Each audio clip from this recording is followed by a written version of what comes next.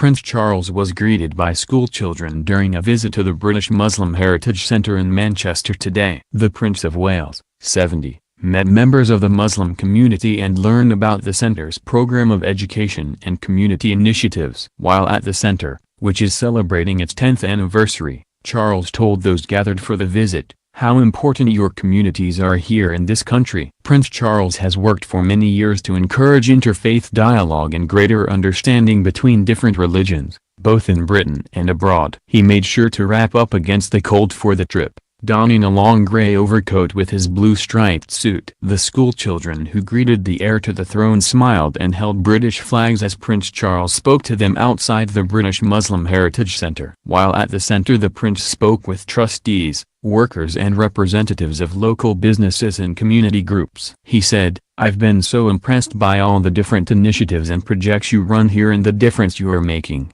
in terms of all the work you are doing in the community, but also in terms of linking all the other communities together. It is obviously of huge importance, this dialogue and activity. If I may say so, I just wanted to congratulate you and to say how much I admire all the work you are doing and how important your communities are here in this country." The head of projects for the centre, Ashraf Ali, said Charles took particular interest in the Stories of Sacrifice exhibition, which is first about the Muslims who fought for Britain in the First World War. Mr. Ali said he showed the royal visitor a panel of Charles's great-grandfather, King George V, wearing a turban when he was head of a Muslim cavalry regiment. "I said, I've got someone here, you might recognize him," Mr. Ali said. He said, "I know this guy. Of course I recognize him." Mr. Ali said Charles also took an interest in the work of the centre in bringing communities together. He also described how the staff presented the prince with local honey after they found out that he enjoyed it in his tea. Mr. Ali said a local resident keeps bees, but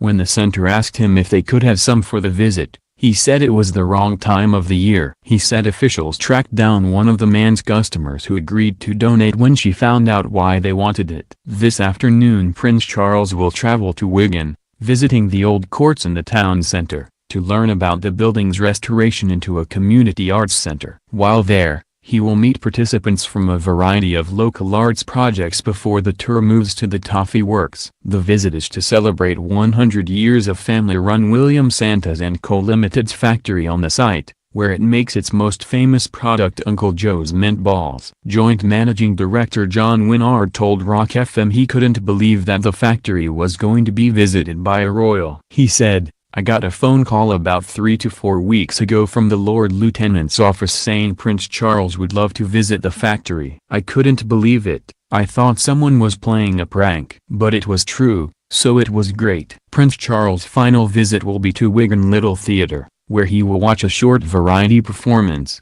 before meeting the performers.